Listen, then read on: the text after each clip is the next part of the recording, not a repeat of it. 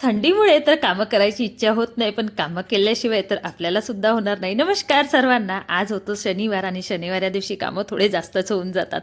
आता मुलांची स्कूल होती. मुलांच्या टिफिनसाठी बनवणार होती मी इकडे साबुदाणा, कारण शनिवार या दिवशी मुलांची स्कूल 1 वाजेपर्यंतच राहते. म्हणजे मुलं 1:30ला घरी येऊन जातात. असे तर मुलं 3:30ला घरी येतात.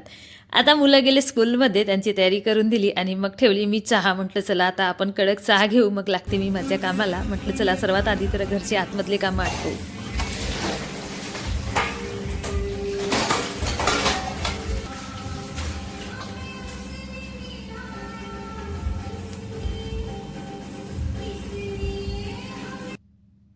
आता आतमधले तर कामं आवरले, ओटा वगैरे मस्त क्लीन करून घेतली माझी, किचनसुद्धा क्लीन झाली. मग लावली मी झाडू, कारण आतमधून झाडू पोचा झाला होता, पण माझ्या घराच्या बाहेरचं सर्व बाकी राहिलं होतं.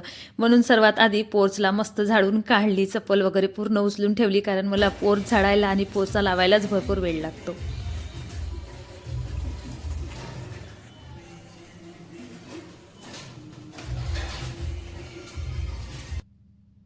आता झाडू तर झालं, पण मला घालायचं होतं बाहेर पाणी. पाईप घेतली, बाहेर पाणी घालून घेतली आणि दारापुढे छान अशी पोचा लावून रांगोळी घातली. तयारी करून मी माझ्या शॉपमध्ये गेली. आज मला शॉप खोलायची होती. शॉप खोलली आणि ब्लोअर लावून घेतली, झाडू पोचा केली आणि मग मी टिफिनला नेली होती नाश्ता, कारण मला घरी नाश्ता करायला वेळ मिळाला नाही, तर मी टिफिनला घेऊन गेली होती साबुदाणा. आता सायंकाळला 7ला मी घरी आली होती आणि आज होतं बैठकीचा दिवस. मला बैठकीला सुद्धा जायचं होतं.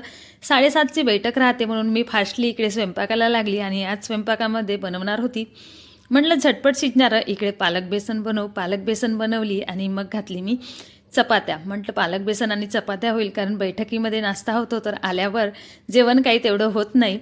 म्हणून मी इकडे स्वयंपाक आवरून घेतली, आद्याला जेवण दिली. आद्याचं जेवण होताच आम्ही दोघींनी तयारी केलो आणि मग निघालो बैठकीला जायला. बैठकीला यायला रात्रीला भरपूर उशीर झाला. बाय सर्वांना, भेटू नेक्स्ट व्लॉगमध्ये.